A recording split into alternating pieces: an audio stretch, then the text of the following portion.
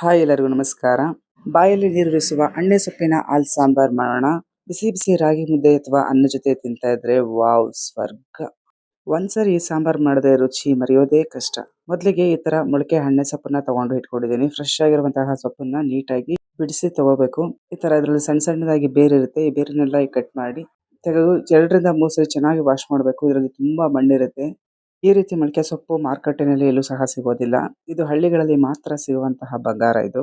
ಸಾಂಬಾರ್ ಮಾಡೋದಕ್ಕೆ ಇಲ್ಲಿ ಅರ್ಧ ಬಟ್ಲಷ್ಟು ಅವರೆಬೇಳೆ ತಗೊಂಡಿದ್ದೀನಿ. ಅವರೆಬೇಳೆನ ಒಂದು ಕುಕ್ಕರ್‌ಗೆ ಹಾಕಿ ಚೆನ್ನಾಗಿ 2ರಿಂದ 3 ಸರಿ ವಾಶ್ ಮಾಡ್ಕೋಬೇಕು.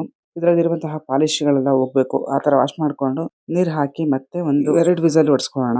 ಅದು ತಣ್ಣಗಾಗೋಷ್ಟರಲ್ಲಿ ಸೊಪ್ಪು ಬೇಯಿಸ್ಕೊಳ್ಳೋಣ. ಸೊಪ್ಪು ಬೇಯಿಸ್ಕೊಳ್ಳೋದಕ್ಕೆ ಫಸ್ಟು ಬಾಣಲೆಯಲ್ಲಿ ನೀರು ಹಾಕಿ ಇಟ್ಕೊಂಡಿದ್ದೀನಿ. ನೀರು ಕಾಯ್ದ ತಕ್ಷಣ ಚೆನ್ನಾಗಿ ತೊಳೆದಿರುವಂತಹ ಸೊಪ್ಪನ್ನು ಹಾಕೊಂಡು ಬೇಯಿಸ್ಕೊಳ್ಳೋಣ. ಉಪ್ಪು ಏನು ಹಾಕಿಲ್ಲ, ಹಾಗೆ ಬೇಯಿಸ್ಕೊಂಡಿದ್ದೀನಿ. ಇದನ್ನ ಈ ರೀತಿ ಸ್ಪೂನಿಂದ ಈ ತರ ತೆಗೆದು ಹಾಕೋಣ ಸೌಟಿನಿಂದ. ಈ ಸೊಪ್ಪಿನಲ್ಲಿ ಮಣ್ಣು ಧೂಳು ತುಂಬಾ ಇರೋದ್ರಿಂದ ಈ ರೀತಿ ಎತ್ಕೊಂಡ್ರೆ ಎಷ್ಟೇ ತೊಳೆದ್ರೂ ಸಹ ಹೋಗದೆ ಇರುವಂತಹ ಸಣ್ಣ ಸಣ್ಣ ಮಣ್ಣೆಲ್ಲ ನೀರಿನಲ್ಲೇ ಉಳ್ಕೊಳ್ಳುತ್ತೆ. ಈಗ ಇದಕ್ಕೊಂದು ಗಮ್ಮತ್ತಿನ ಒಗ್ಗರಣೆ ಕೊಟ್ಕೊಳ್ಳೋಣ.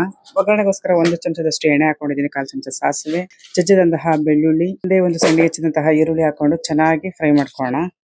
ಇದಕ್ಕೆ ಬೇಯಿಸಿರುವಂತಹ ಅಣ್ಣೆ ಸೊಪ್ಪನ್ನ ಹಾಕೊತಾ ಇದ್ದೀನಿ. ಅಣ್ಣೆ ಸೊಪ್ಪು ಬೇಯೋದಕ್ಕೆ ಟೈಮ್ ಏನು ತಗೊಳ್ಳೋದಿಲ್ಲ.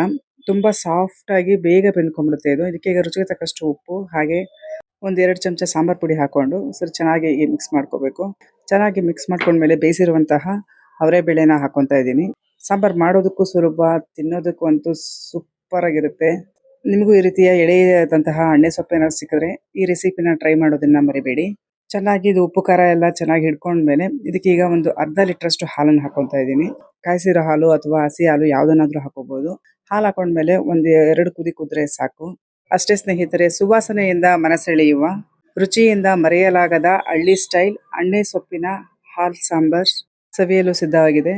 ಇದನ್ನ ಬಿಸಿ ಬಿಸಿ ಮುದ್ದೆ ಜೊತೆಗೆ ಅನ್ನದ ಜೊತೆಗೆ ತಿಂತಾ ಇದ್ರೆ ವಾವ್ ಸ್ವರ್ಗ.